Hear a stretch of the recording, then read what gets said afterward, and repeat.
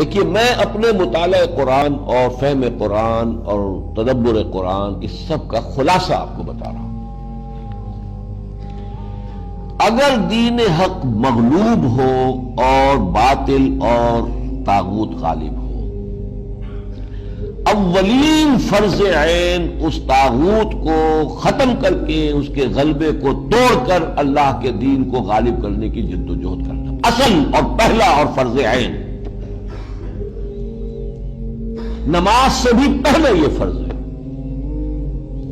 نماز کی صداقت اس پر ہوگی، اگر یہ کر رہے ہیں تو نماز صحیح ہے، یہ نہیں کر رہے تو نماز جھوٹی ہے۔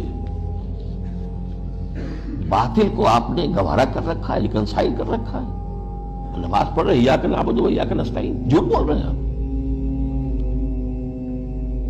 ہاں باطل کو آپ نے تسلیم نہیں کیا ہے، باطل کے خلاف آپ کی جدوجہد جاری ہے، تب آپ کہیں ایاک نعبد و ایاک نستعین تو سچ بول رہے ہیں، ورنہ نماز جھوٹ بنتا ہے۔ وَنَخْلَعُ وَنَتْرُكُ مَن يَفْجُرُكَ، ہم چھوڑ دیتے ہیں جو بھی تیرے فاسق و فاجر ہوں، اور ہمارے تو کوئی فرق نہیں پڑتا، وہی دوستیاں، وہی رشتہ داریاں، فساق و فجار، حرام خوروں، ہم سب کے ساتھ جھوٹ بولتے ہیں روزانہ۔ بازی بارش بابا، ہم بازی جھوٹ اوروں سے اللہ کے جناب میں کھڑے ہو کے جھوٹ بولنا۔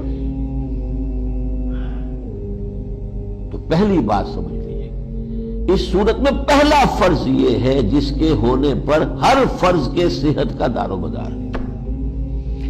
نماز بھی اس کے لیے استعانت کے لیے ہے، وَاسْتَعِینُوا بِالصَّبْرِ وَالصَّلَاةِ، اس مقصد کے لیے استعانت نماز سے حاصل کرو، مدد حاصل کرو۔